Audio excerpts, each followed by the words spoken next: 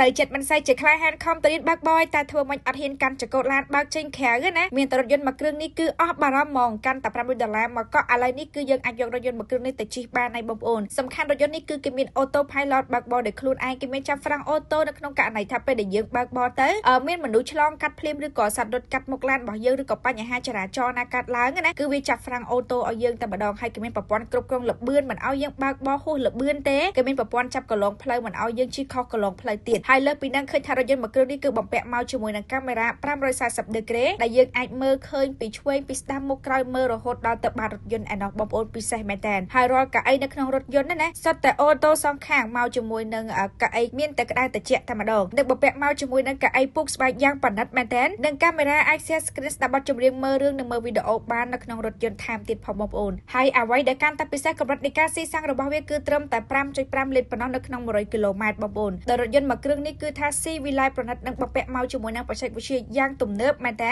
តម្លៃត្រឹមតែ$26,800តែប៉ុណ្ណោះហើយឥឡូវនេះបើសិនជាបងប្អូនធ្វើការកក់ណាត្រឹមតែ$500គឺយើងអាចយករថយន្តមួយគ្រឿងនេះទៅជិះបានហើយបងប្អូនសំខាន់គឺគេ free ជាមួយនឹងការបដូរប្រេងម៉ាស៊ីនណារយៈពេល5ឆ្នាំឬក៏150,000គីឡូម៉ែត្រឯណោះពិសេសមែនតើបងប្អូននេះគឺជារថយន្ត Dongfeng Aerosmith សាំងដែលមានតម្លៃត្រឹមតែ$26,800តែប៉ុណ្ណោះរូបរាងស្អាតស័ក្តិសមបំផុតសម្រាប់យុវវ័យសម័យថ្មីរបស់យើងដែលបំពាក់មកជាមួយនឹងបច្ចេកវិទ្យាយ៉ាងទំនើបច្រើនមែនតើដូចជាការបើកបរឆ្លាតវៃកម្រិត2ការគ្រប់គ្រងការបើកបរតាមស្រួលហ្វ្រាំងសង្គ្រោះបន្ទាន់ដោយស្វ័យប្រវត្តិនិងភ្ជាប់មកជាមួយនឹងកម្លាំងសេះ204 PS និងកម្លាំងរមួល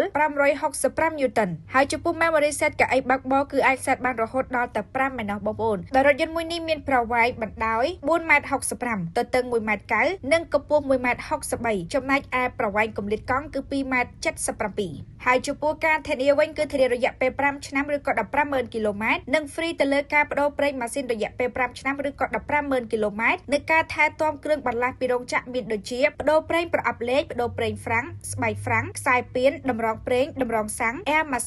machine ត្រជាក់និងការថែទាំទៅលើសេវាកម្មជាច្រើនផ្សេងទៀតទាំងអស់មានរហូតដល់ទៅ50ចំណុចឯណោះបងប្អូនហើយបើនិយាយពីទំហំវិញណាចំពោះ Aerosmith សាំង Aerosmith Hybrid ហើយនិង Aerosmith EV គឺមានទំហំប៉ុនគ្នាតែម្ដងបងប្អូន